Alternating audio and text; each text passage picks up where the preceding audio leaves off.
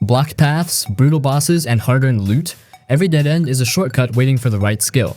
Metroidvanias master the map, turning a boring chore into the core of the charm. So yeah, let's talk about some of the best Metroidvania games that nail it. One of the first games I had to talk about is Mona, The Endless Journey. The full game isn't even out yet, it's just a demo, but it still left a strong impression on me than a lot of finished releases. So basically, from the second you press start, you feel it, like that quiet, heavy atmosphere that has a really quiet vibe. No explosions, no flashy spectacle trying to grab you by the throat. This is a surreal, melancholic world that feels like you've stepped into a dream you're not entirely comfortable being in. You play as Lisa, a girl wandering through lonely, fragmented landscapes that feel stitched together from broken memories. The art direction hits immediately. Muted colors, soft painterly textures, everything's slightly hazy, like you're looking at it through sleep-deprived eyes. The game also really doesn't explain itself. No walls of text, no loud tutorial boxes screaming at you, just you, Mona, and a world that expects you to pay attention. I love that kind of vibe because it's pretty rare these days. Also, now about the world and so, its exploration is slow, deliberate. You walk, interact, uncover small narrative fragments. The world feels intentionally empty, but in a way that makes the isolation meaningful. It's the kind of emptiness that makes you stop and look around instead of sprinting to the next objective marker. The story's cryptic from what I have played. You're given just enough to stay curious. Also, the gameplay and especially the combat, this is where it surprised me. Instead of the usual skill tree grind, the game uses a badge system. You collect badges that modify abilities, stats, and attacks, and you can mix them however you want within limited slots. If you want to boost survivability, you can stack defensive options. For going aggressive, you can equip badges like Wing Slash and start dominating with aerial combos. So this creates a style that's not like you're not locked into a rigid build. You can experiment, tweak, and you adapt. For a side-scrolling RPG, that flexibility adds real depth. Even early encounters encourage you to mess around with combinations. It feels dynamic instead of static. The demo also introduces Mona, who fights alongside Lisa, and Lisa turns her pillow into a literal shield while Mona handles offense. You can switch between them mid-battle, flowing between defense and aggression on the fly. It gives combat this push and pull rhythm that feels way more involved than you'd expect from something this atmospheric. Traversal and level design add even more tension. Crumbling platforms, warped physics, traps that demand timing, light puzzle elements, hidden paths tucked behind precision jumps. It's not just walking through nightmarish backgrounds, the world actively challenges you. Right now, the demo is available on Steam, and honestly, if this small slice is anything to go by, Mona is shaping up to be something special. It reminds me a little of Inside or Limbo in tone, but it definitely has its own identity.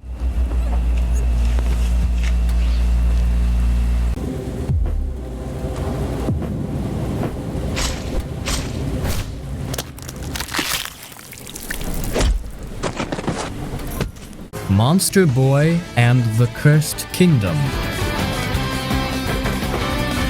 Okay, so now in this one, you play as this kid who, thanks to a curse, gets turned into different animals. Each animal form isn't just for show, they actually change how you play. Like, one animal can jump way higher, another can shoot fire, and another can swim underwater better than the others. You gotta switch between these forms to solve puzzles, find hidden spots, and beat enemies. It's pretty clever because the game keeps pushing you to use all these abilities in creative ways. It's not just about fighting, but about thinking how to get through tricky parts. The world itself is a big deal here too. It's colorful and lively, like a cartoon come to life. You'll be running through forests, dark caves, castles, and even weird magical lands. Every place feels different and has its own vibe. The art style is gorgeous. It's hand-drawn and detailed, which is kind of rare these days. Plus, the music fits perfectly. It's catchy but never annoying, and it sets the mood just right. And well, from what I've played, no frustrating moments where your character feels like they're stuck or won't do what you want. That's important in a game where timing your jumps and attacks matters. Boss fights in this game aren't just random obstacles. They're designed to test how well you're using your powers and thinking on your feet. Some bosses can be tough as hell, but beating them feels awesome.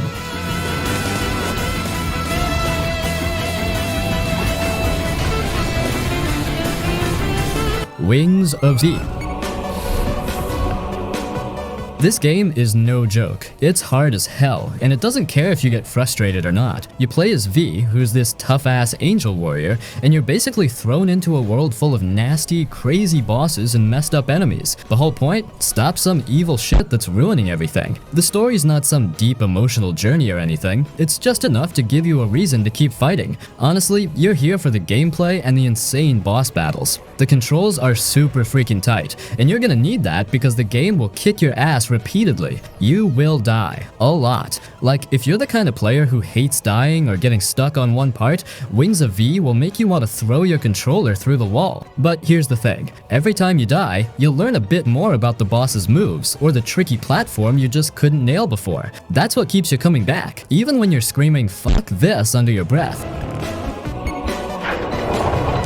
Platforming is brutal too. You're dealing with spikes, moving platforms, and some seriously tight jumps that test your timing to the max. The bosses, man, they are the real stars of this shit show. Each one has their own weird, twisted attack patterns and bullshit tricks designed to make you rage. You can't just button mash your way through. You gotta think, plan, and react fast. It's like the game is daring you to get good. No hand-holding here. So yeah, expect to die, expect to get pissed off, but also expect to have a hell of a good time if you're up for the challenge. If you want a Metroidvania that doesn't hold your hand and throws you into the deep end with some seriously brutal fights, Wings of V is where it's at. Just be ready to swear a lot.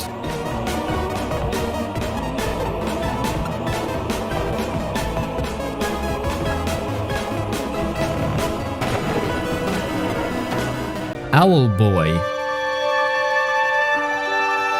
You play as Otis, a young owl person who can't fly very well, which is a big problem when you're an owl, right? He's a bit clumsy and quiet, but he's got a good heart. The story kicks off when sky pirates attack his village, and he ends up on this massive adventure to save his home and the whole floating world. The characters you meet along the way are awesome, and the story itself is really touching and well told. Now, what makes Owlboy unique as a Metroidvania is its core mechanic. Instead of just walking and jumping, you fly. And not only that, but you can carry your friends. Each friend has their own unique weapon or ability, so you'll be flying around with one buddy shooting, then swapping to another friend who might have a grappling hook or can destroy certain blocks. This whole idea of carrying your pals to solve puzzles, beat enemies, and get through areas is super clever and constantly makes you think in new ways. The world itself is this huge, interconnected set of floating islands and ancient ruins, all designed with some of the most gorgeous pixel art you've ever seen. Seriously, the animation is fluid, the backgrounds are lush, and every little detail just pops. As you progress and get new abilities or new friends with new abilities, you'll be able to access previously unreachable spots, find secrets, and open up new paths. That classic Metroidvania feeling of slowly uncovering a vast, intricate world is totally there, but with the added twist of flying around. Combat is a mix of shooting with your carried friends and dodging enemy attacks, and there are some really cool boss battles that test your flying and quick thinking skills. It's a game that balances platforming, puzzle solving, and action really well.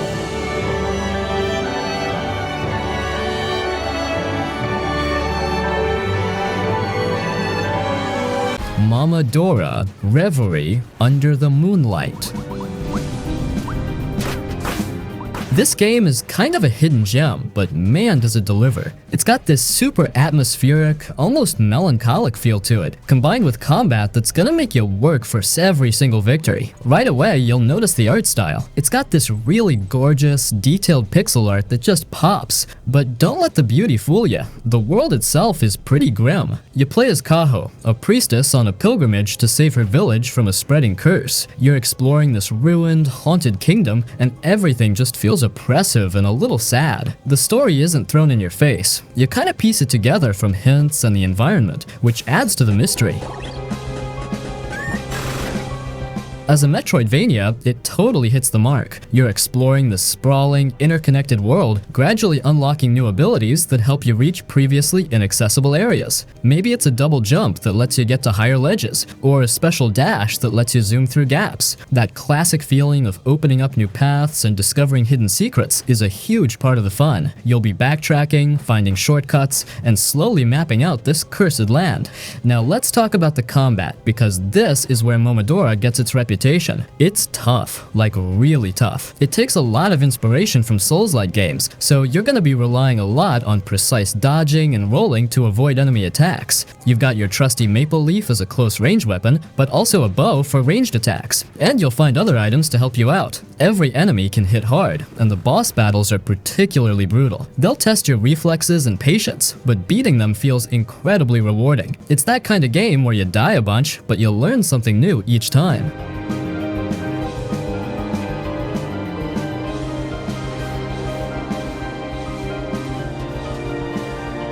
Time Spinner. It's one of those Metroidvania games that feels like a love letter to the old school classics, but with its own twist. So the story here is pretty cool. You play as this girl named Lunace, who's stuck in time because of some messed up evil empire that destroyed her home. Your main goal is to fix the timeline and get revenge.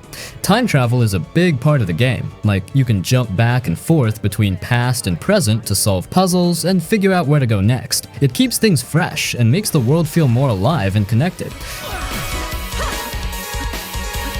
Gameplay-wise, Time Spinner is all about exploring, fighting, and upgrading your gear. The controls feel tight and smooth, which is super important for a game like this. You get a bunch of cool weapons and magic to mess around with, and the combat can get pretty fun and challenging without ever feeling unfair. One thing I like about Time Spinner is that it's not just about fighting, it's also about thinking. The time travel mechanics add some neat puzzle elements that make you stop and plan your moves. It's not super hard, but it's enough to keep you hooked.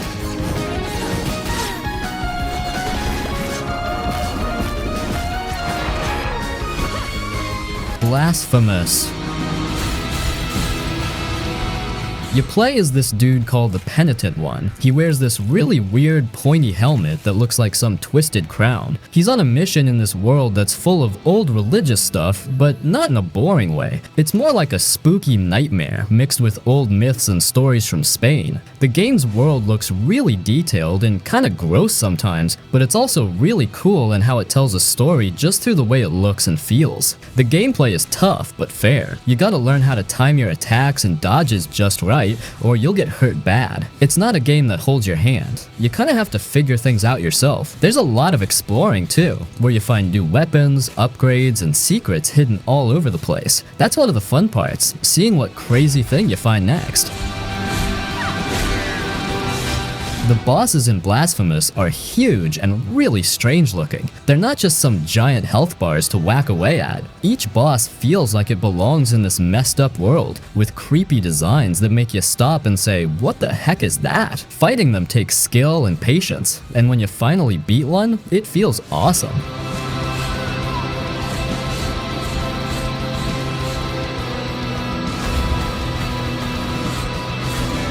Iconoclasts.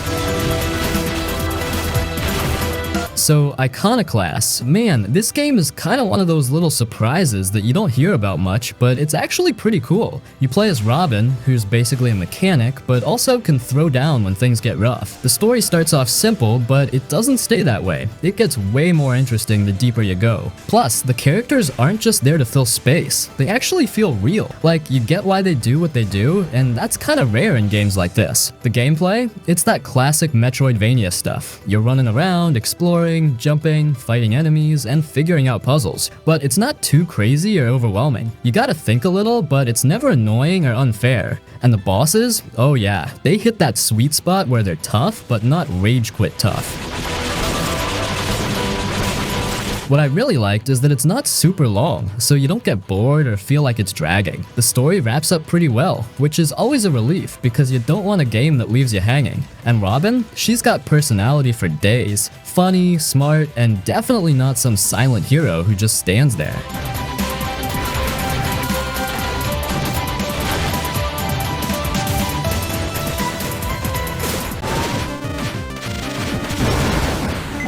The Sundered. The first thing that'll hit you about Sundered is its incredible art style. It's got this hand-drawn, almost gothic look to it, and the animations are just gorgeous. But don't let the beauty fool you. The world itself is super eerie and unsettling. You play as Esh, a lone wanderer trapped in these dark, crumbling caverns that are full of ancient horrors. The atmosphere is thick with dread, and you'll constantly feel like something horrible is just around the corner. Now, as a Metroidvania, it delivers on the exploration. You're diving deep into these ancient ruins, unlocking new abilities that let you reach previously blocked paths, and slowly piecing together the lore of this twisted place. You'll get your double jumps, dashes, and other movement powers that are key to finding secrets and advancing. That core loop of getting stronger and opening up the map is definitely here.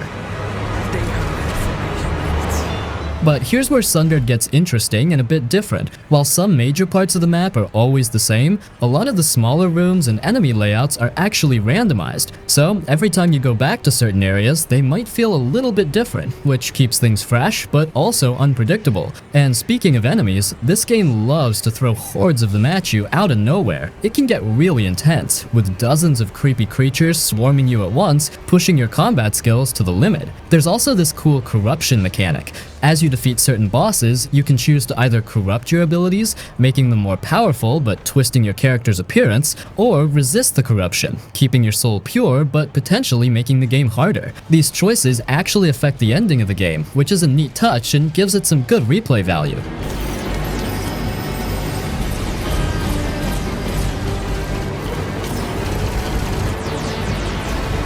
Cave Story. You seriously can't skip Cave Story. This is, it's a piece of gaming history. It was made by just one guy, Daisuke Amaya or Pixel, over 5 years. And when it came out for free back in 2004, it pretty much showed everyone what an indie game could really be. It's got this charm and depth that a lot of big budget games still can't match. What makes Cave Story so special is its blend of everything. You've got this super tight platforming, exciting shooting action, and this really cool exploration that keeps you hooked. You play as this silent robot dude with amnesia who wakes up in a mysterious cave system on a floating island. You quickly get pulled into this whole big story about these cute rabbit-like creatures called Mimigas, a crazy doctor, and a war brewing. The story is surprisingly deep and kinda dark sometimes, but it's told in a really sweet way, with memorable characters you actually care about. As a Metroidvania, it nails that feeling of discovery. The entire floating island is one big interconnected map. You'll go through grassy areas, creepy labyrinths, sandy deserts, and even an active volcano. As you find new weapons and gain new abilities, you can go back to older spots and open up hidden paths, find secrets, or just explore more of the huge world. That whole aha moment when you figure out how to get to a place you saw hours ago, yeah, Cave Story is full of those. The combat feels really good too. You find a bunch of different weapons and each one plays differently. The cool part is, when you shoot enemies, they drop little energy triangles that power up your weapon. But if you get hit, your weapon actually loses power. So you're always trying to keep your weapons leveled up, which adds a really unique challenge to the fights. Plus, there are some pretty epic boss battles that will really test your skills.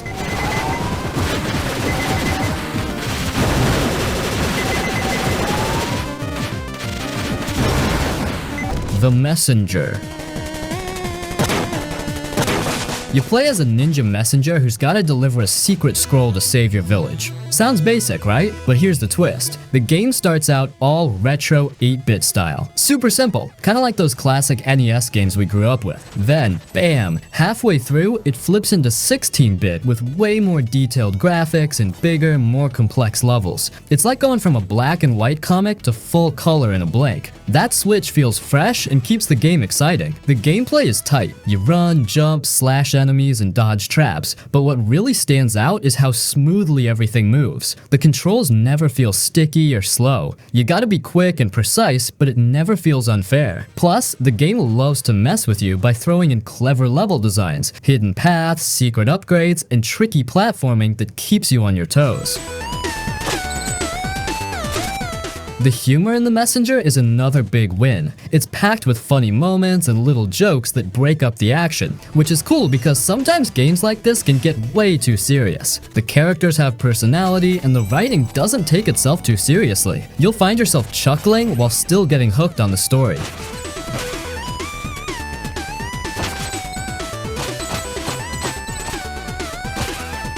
Environmental Station Alpha.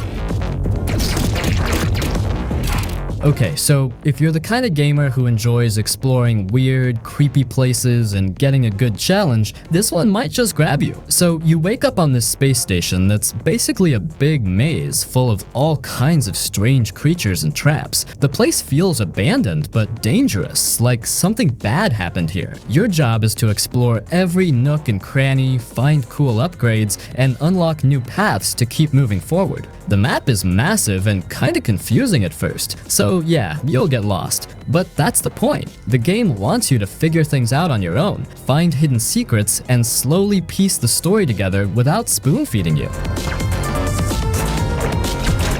What really hits home with me is how tight the controls feel. This game doesn't hold your hand. You gotta be precise with every jump and dodge because the enemies hit hard and the platforming can be tricky. It's one of those games where if you slip up, you might die and have to try again. But when you finally get through a tough section, it feels super rewarding, like you earned it. And the bosses are, well, they're brutal, but fair, to be honest. You can't just button mash your way through. You need to watch their moves, learn their patterns, and come up with a plan. They push you to get better and stay focused, which makes beating them feel awesome. It's not just about fast fingers, it's about thinking and timing.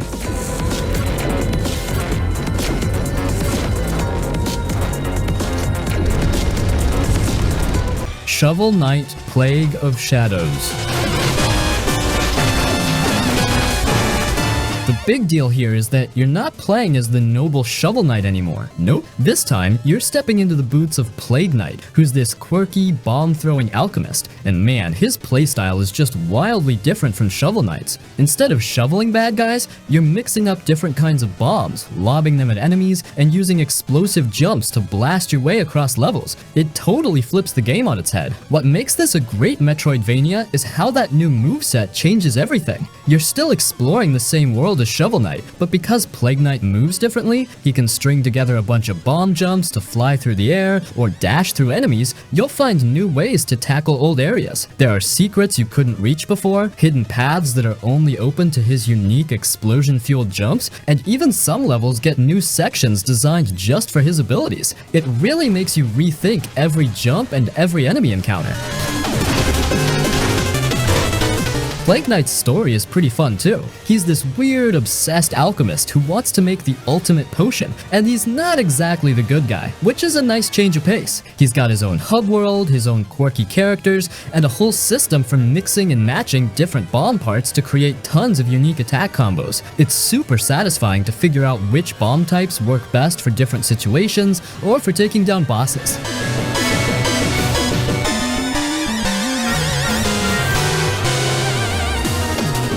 Salt and Sanctuary.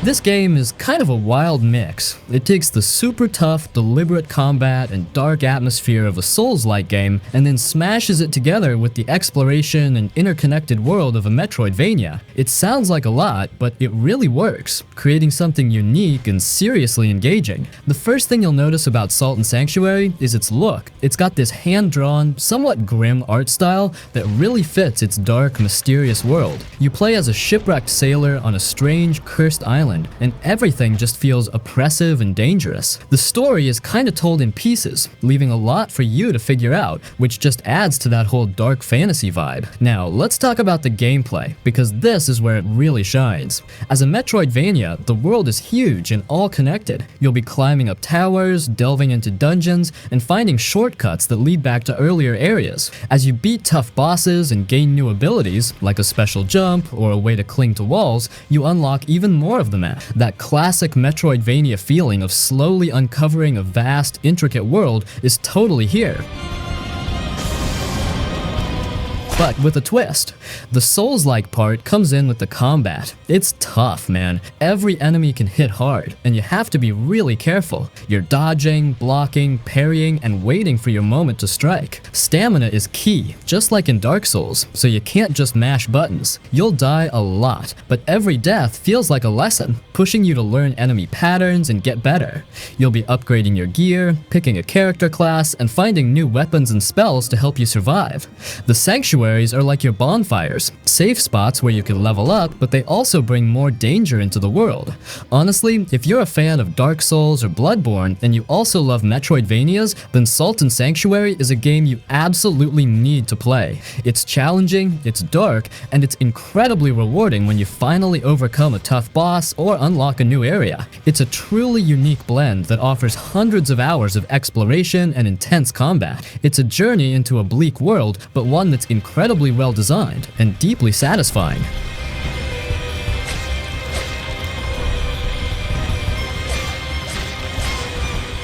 Guacami 2. So when you're talking about the best Metroidvania games of all time, you absolutely have to throw Guacamole 2 into the mix. This game isn't just a sequel, it's like they took everything that was awesome about the first one and just cranked it up to 11. If you love a game with super tight platforming, satisfying combat, and a whole lot of personality, you're gonna have a blast with this one. The first thing you notice about Guacamole 2 is just how vibrant and crazy it looks. It's got this unique art style that feels like a colorful Mexican wrestling poster came to life. And the humor? Oh man, it's everywhere. From goofy jokes to pop culture references, the game never takes itself too seriously, which makes the whole adventure even more fun. You're playing as Juan Aguacate, a luchador hero who's chilling out after saving the world. But then, of course, a new bad guy pops up to mess things up, and Juan has to get back in the ring. And the combat? It's just fantastic. Juan is a luchador, so you're doing all these cool wrestling moves. Suplexes, pile drivers, big powerful punches. You can string together combos, dodge attacks, and then slam enemies around. The game also lets you switch between the dead world and the living world on the fly, which isn't just a cool visual trick, it's often key to solving puzzles and getting past enemies. Plus, you get to turn into a chicken. And believe it or not, chicken form has its own set of abilities and puzzles. It's hilarious and surprisingly useful.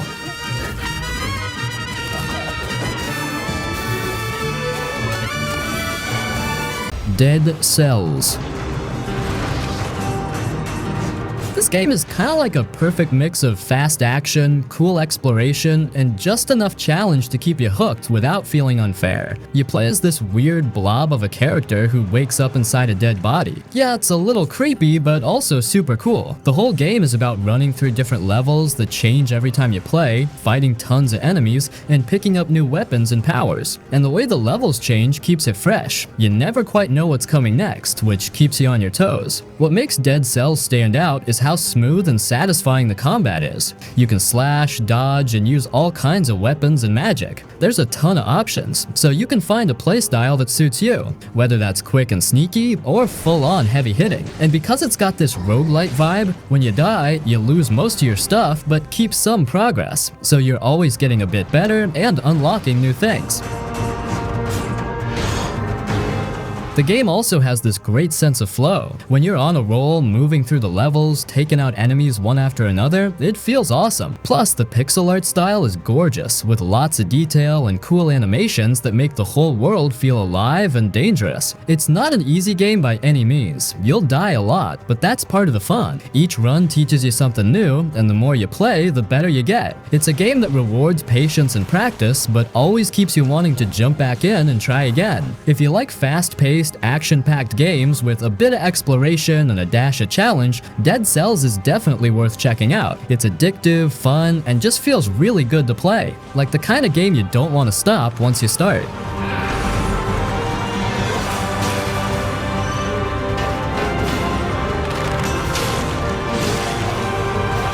Axiom Verge. This one's a real throwback. This game kinda like, it's like a love letter to classic Metroid games, but with its own weird, cool sci-fi spin.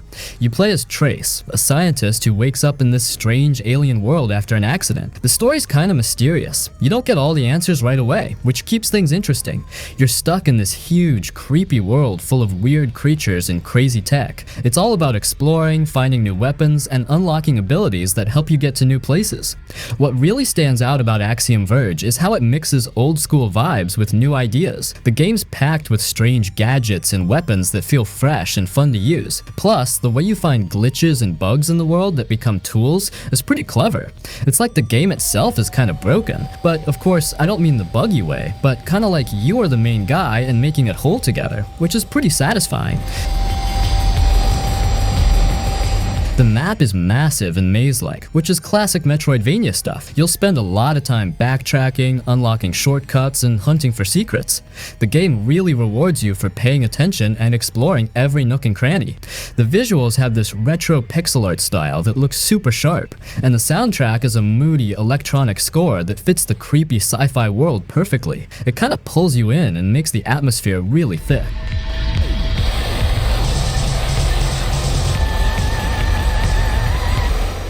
Blood-Stained Ritual of the Night.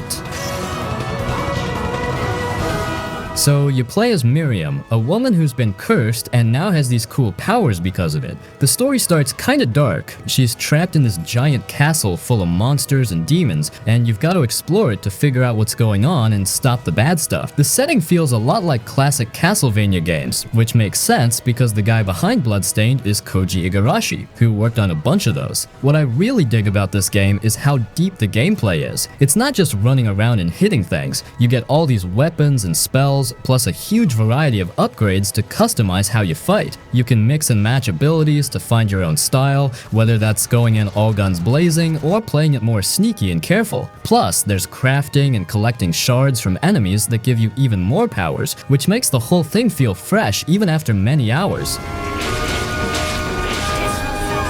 The castle itself is huge, with tons of different areas that all look cool and have their own vibe. You'll find secret rooms, hidden bosses, and tons of stuff that makes you want to keep exploring. And just like any good Metroidvania, you'll unlock new moves that let you backtrack and get into places you couldn't reach before. One thing I gotta mention is the boss fights. They're a real highlight. Some are super tough and require learning their patterns, but that feeling when you finally take one down is so satisfying. Plus, the game keeps throwing new enemies and challenges at you to keep things interesting.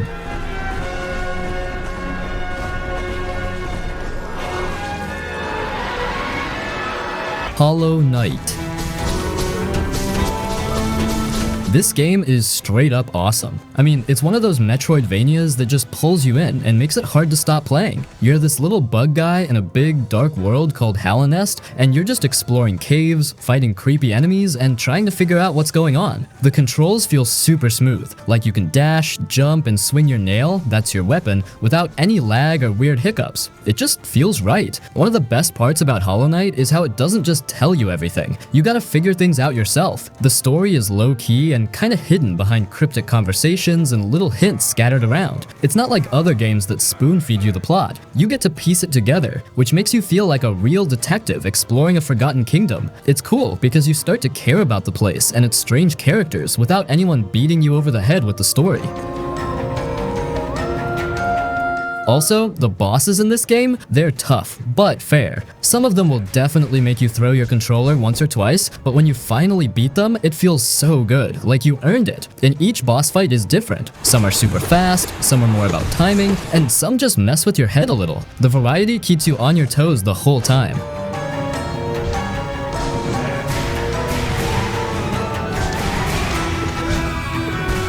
Ori and the Will of the Wisps. Right from the get-go, this game kinda messes with your feelings. It picks up right after the first game, and you've got Ori, this adorable little spirit, looking after a baby owl named Ku. But then, you know, things go wrong, they get separated, and Ori's gotta go on this huge adventure to find Ku and try to fix a world that's all broken. It's such a touching story, and the way they show it, with that gorgeous, almost hand-painted art, and the music that just sweeps you away, it really makes you feel every little bit of it. Now, as a Metroidvania, Ori and the Will of the Wisps absolutely nails it. You're exploring this giant, interconnected world that's just bursting with secrets. You'll be running, jumping, gliding, and climbing through all sorts of crazy places. And the cool part is, as you grab new abilities, like a better jump, or a quick dash, or a way to swing around, you can go back to areas you've already been to and find new paths or secret spots you couldn't get to before. That feeling when you unlock a new move and suddenly the whole world opens up in a different way, that's what Metroidvanias are all about. And Ori does it like nobody's business. They also really beefed up the combat in this one. In the first Ori game, fighting wasn't a huge deal, but in Will of the Wisps, Ori gets all sorts of weapons and skills, like a spirit sword, a big hammer, or a bow. You'll be flying around the screen, dodging attacks, and chaining moves together in these really smooth fights. Plus, they actually added proper boss battles this time, and man, they are epic. But don't worry, all that amazing jumping and platforming that made the first game so special is still right there, front and center. Stringing together jumps, dashes, and other moves to get past wild obstacles just feels incredibly fluid.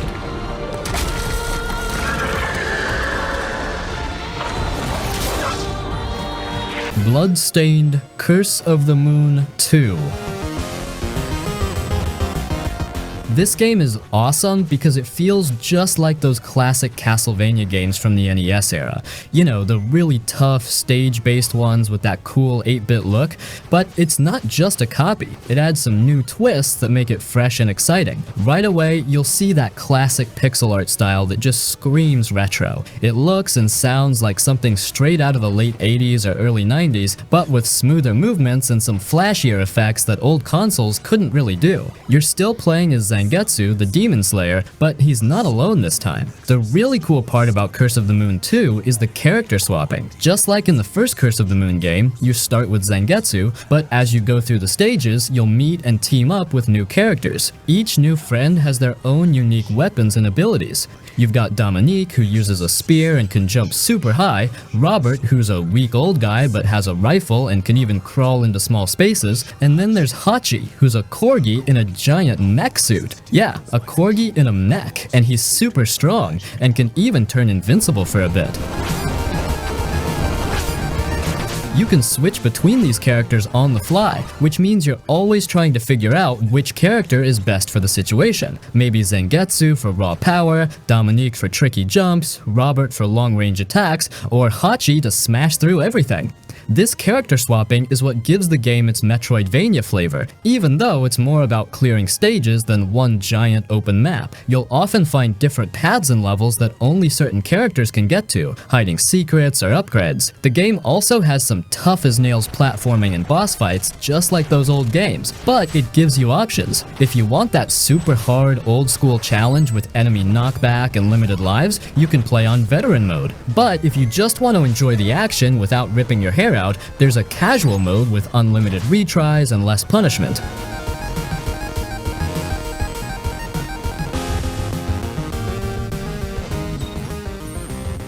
Aelon, Tears of the Earth. The story's about three heroes, a warrior, an archer, and a wizard, who are trying to climb this giant, mysterious tower to save their village from a spreading curse. What's cool is that you get to play as all three of them. You can switch between them pretty much whenever you want at specific bonfires, or campfires in this case. Each character has their own unique skills. The fighter is tough and good in close combat, the archer can shoot arrows and hit things from far away, and the wizard can use magic to get to tricky spots or freeze enemies. Figuring out who to use for what challenge is a huge part of the fun. Now, as a Metroidvania, Aelon totally delivers on that exploration front. The tower is one massive, interconnected dungeon, absolutely packed with hidden passages, secret rooms, and branching paths. As you get deeper, you'll find keys, unlock shortcuts, and gain permanent upgrades for your characters that let you access new areas. That feeling of slowly mapping out a huge, dangerous place and finding new ways to get around is really satisfying. Here's the really neat twist. When you die in Aelon, you don't just get a game over. Instead, you get sent back to the start of the tower, but the progress you made exploring stays. And you can spend the orbs of life you collected to buy permanent upgrades for your characters or unlock new abilities. So dying is actually part of the progression. It makes those tough platforming sections and challenging enemy encounters feel less punishing, because you know every attempt is getting you closer to being strong enough to push further.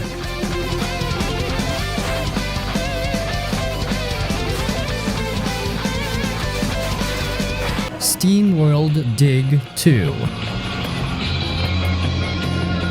So here's the deal. You play as Dorothy, this little robot girl who's trying to find her friend Rusty. You're digging down underground, mining all kinds of cool stuff like gems, ores, and all the shiny loot you can get your hands on. But it's not just digging for digging's sake. There's a bunch of secrets hidden down there, puzzles to solve, and even enemies lurking in the dark trying to mess with you. The game nails that feeling of discovery. Like, you start off just digging holes and grabbing some rocks, but then you unlock upgrades, new tools, better moves, stuff that lets you go deeper and find cooler stuff. It's super satisfying watching your little robot get stronger and more badass as you go. Plus, the map design is tight. You're always finding new paths, shortcuts, and cool hidden spots that make you want to keep going. Controls are smooth and simple, which is great because the game's all about flow. You're not gonna get stuck on some stupid control bullshit. It's just you, your pickaxe, and the thrill of digging deeper and deeper. Oh, and the game isn't super long, but it's paced just right, so you never get bored or feel like you're just grinding forever.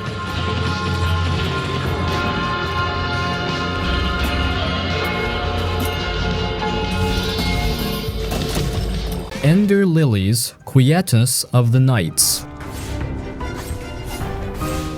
You play as Lily, a young priestess waking up in a ruined kingdom full of creepy monsters and dark magic. The world is all gloomy and sad, but there's this weird kind of beauty in the way the game looks and sounds. The music is haunting, like it really pulls you into the sadness of the place, but also gives you hope. It's not just background noise, it hits you right in the feels. The combat's pretty smooth for a 2D Metroidvania. You're not just button mashing, you gotta be smart, dodge attacks, and use your special spirit helpers to fight bosses and nasty enemies. The spirits you summon aren't just for show. Each one's got its own style, and you can mix and match to find what fits your playstyle. It keeps the fights fresh and fun, even when the game gets tough. Exploration is a big deal here too. The map's all interconnected with shortcuts and hidden spots that make you want to keep poking around. Plus, the game throws in some cool puzzles and platforming challenges that aren't crazy hard, but keep you thinking. What I really love is how the story unfolds. It's not in your face. You gotta piece it together from what you find and hear. That kind of mystery vibe makes you want to stick around just to find out what the hell happened to this broken world and who Lily really is.